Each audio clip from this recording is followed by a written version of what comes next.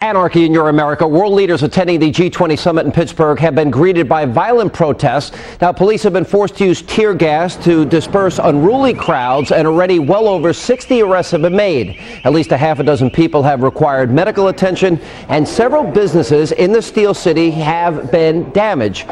So what message are these people trying to get across? Well, let's just ask them. Joining me now from Pittsburgh are Molly Nichols and Catherine Kidd from Free the Planet. First of all, what's Free the Planet? What is that? Molly? Oh, it's an organization at University of Pittsburgh that's out to make environmental change to help the planet. So that's Free the Planet. I'm actually, sorry, I'm actually just marching on my own, but with the English department, graduate students at Pitt. Right. University of Pittsburgh. Yeah. Let me ask both of you, and Molly, we'll just start with you to just keep the order so everyone can get to know who you are. You know, we've had this rock throwing. We've had this vandalism. We've had police had rocks thrown at them. We had police cars damaged. We had a Boston market damaged. We've had other stores damaged, banks damaged. Are you proud to participate in a protest that has become this violent? Yeah, so let me tell you, those protests happened yesterday. It was an unpermitted march that a group of people did. I think part of their reasoning was to try to get some media coverage. I don't know exactly why they were throwing the rocks. I wasn't participating in that. Today I participated in a march called the People's March. It was permitted, legal, completely peaceful. Right, thousands of people were walking down the streets of Pittsburgh. Do you condemn the violence? I'm not going to necessarily say I condemn it. I think the choices are made because the people really want their voices to be heard. The G20 is set up as a rather undemocratic institution where the 19 richest countries and the EU get to make decisions that affect the rest of the world. They wanted their voices at the table. We have plenty of time to get. We have plenty of time to get that. But you won't condemn throwing rocks at police officers, vandalizing people's stores, having, to put the police lives in jeopardy. You may not have participated in this very thing. And I'm sitting here saying you're obviously a young girl. Why wouldn't you condemn violence? Why wouldn't you condemn what is so morally wrong to attack people like this and attack property like this? Why can't you take a moral stand? Pardon me, Sean, is it okay if I respond to that? Sure. Is that all right? Oh, okay. I wouldn't say that I would necessarily condemn the violence, but I would never participate in it. One of the issues that I have with the way the media has represented the violence is that really there's just been these few instances of glass shattering and rock throwing, which I think is not necessarily effective, and definitely vandalizing public property has to be paid for by, the poor taxpayers of Pittsburgh. So I would never participate in that. Can I ask you one quick question? Yeah. I want to know if you condemn the violence that many countries are implementing around the world based on the wars in Iraq, Afghanistan, Pakistan, dropping bombs on sleeping children in houses. Do you condemn that violence? Our tax dollars are paying for that. The answer to there's no moral equivalency here for a lot of different reasons. We spent a lot of time discussing the entire issue of the Iraq War. I'd be glad to discuss it with you another time, but the answer is I don't think you can make the moral equivalency. Let me ask you this, because I want people to hear your message, believe it or not. Why are you against capitalism? It seems like this is against capitalism. Why are you against capitalism? Yeah, that's right. Yeah. I can tell you one of the reasons I am is because I think it puts profit as the #1 goal and not people's well-being. So right now, the way it's set up, 225 individuals, their total wealth is equal to half the population of the world's wealth. All right, so what is your legitimate proposal? System? I don't think so. All right, so let's get into what your solutions are, because because I say that if you don't support capitalism, you don't support freedom, because the only alternative is a government-run system of redistribution. Do you support government-run redistribution of wealth? I support people-run redistribution of wealth. And one thing that we want to remember, hang on. Wait.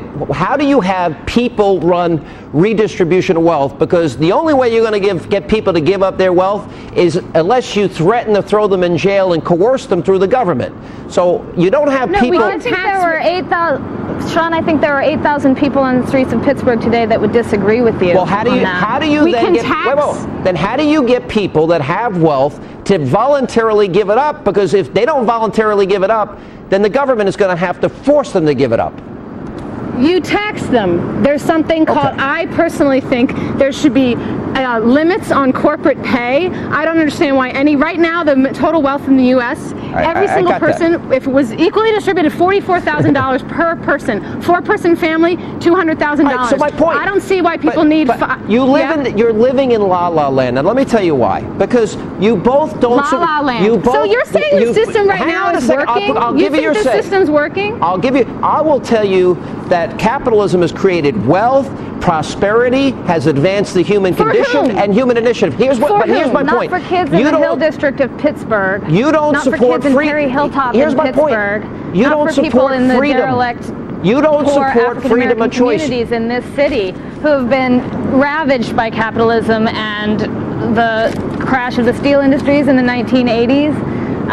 You know, when we sent the steel industries overseas because we could get the labor for cheaper. I gotta understand. Sean, let me ask you another question. Do you think it's cool that we have our taxes pay to have fire, police, they protect us? When my house is on fire, I know that it'll be taken care of. But what about when I want to go to the doctor? What is it now that in a capitalist system, these health insurance companies compete with each other? 1/3 of the money goes toward marketing, advertising, making sure people aren't getting covered by health. Let me explain to you. I'm going to answer your question. I'm going to answer your question. Here's what you don't know. The top 1% of these evil rich people who you want to empower the government to take their money from, they already pay the vast majority of the taxes. The bottom 50, 60% of the population, they pay less than 3% of the federal tax bill. So we have redistribution of the wealth. So I turn this into a question on you.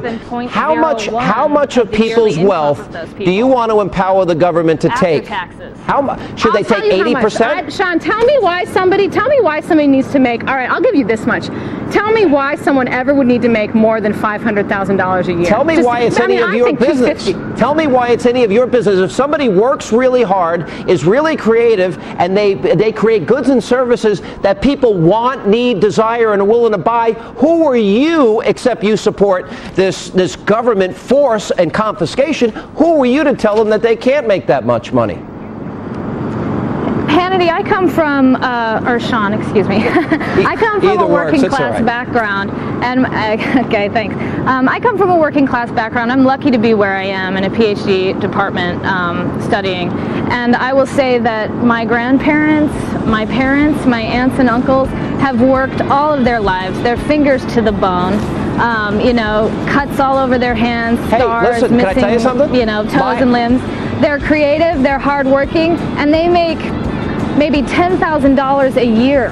They have no savings because they have to pay for health care. All right, but can I tell you something? Come on. You are describing that's unjust. Let me just explain something. That's my family. That's my grandparents. That's my father who grew up poor. That's Sean Hannity who started out his life without a dime. I had to drop out of school 3 times. The only difference between my philosophy and yours is that for whatever reason, you guys don't believe in freedom and you want to empower your government to confiscate the hard work of other people because you believe it's the morally just thing to do. So you are really the ones that believe in a big government tyranny against people. Then why are we exercising our First Amendment right today? And if we want to empower our government to take over, then why are we protesting it today? But you should be ashamed. It sounds like you and I have a lot in common. It sounds like you should be ashamed of your fellow protesters that are violent, but I appreciate the fact that you came on the program. Thank you for being here. And I have no doubt, ladies and gentlemen, that Nancy Pelosi will be condemning them, just as they did the town hallers and just as they did the people that marched on Washington any minute now. And coming